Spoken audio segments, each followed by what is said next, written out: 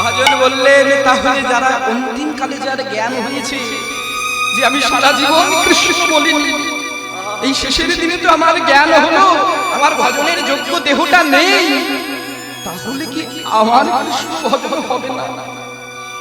মহাজন বললেন, হবে।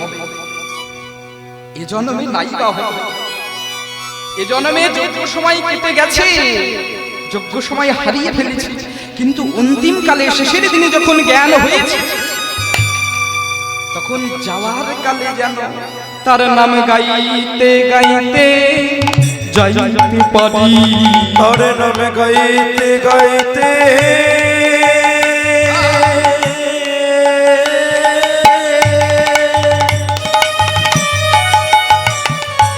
যেন যাইতে পারি। আমার জীবনটা, এই প্রাণটা যদি এই দেহ খাঁচা ছেড়ে বেরিয়ে যাবে, সেদিন যেন কৃষ্ণ বলতে বলতে যেতে পারি। কেন? ভগবান গীতায় নিজ মুখে বলছেন, জীব মৃত্যুর সময় যদ্রূপ চিন্তা করে, মৃত্যুর পরে তদ্রূপ দেহ লাভ করে। এই জন্মে আমার ভজন হলো না, কিন্তু আবার যেন মনুষ্য জন্ম পাই। আর শুধু মনুষ্য জন্ম না, আবার যদি মনুষ্য জন্ম পাই, তাহলে যেন কোন কৃষ্ণ ভক্ত মাতৃগর্ভে জন্ম হয়। তুমি আমায় কৃষ্ণ ভক্ত মাতৃগর্ভে জন্ম দিও।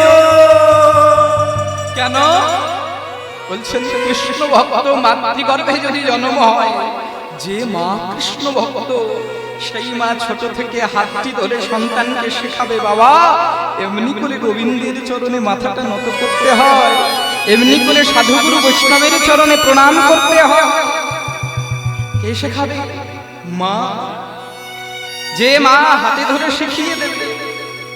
আর কৃষ্ণ ভক্ত মাতৃগর্ভে যদি জন্ম হয়, তাহলে আমার সকাল সকাল কৃষ্ণ ভজন হয়। আমার সকাল সকাল শ্রীকৃষ্ণ ভজন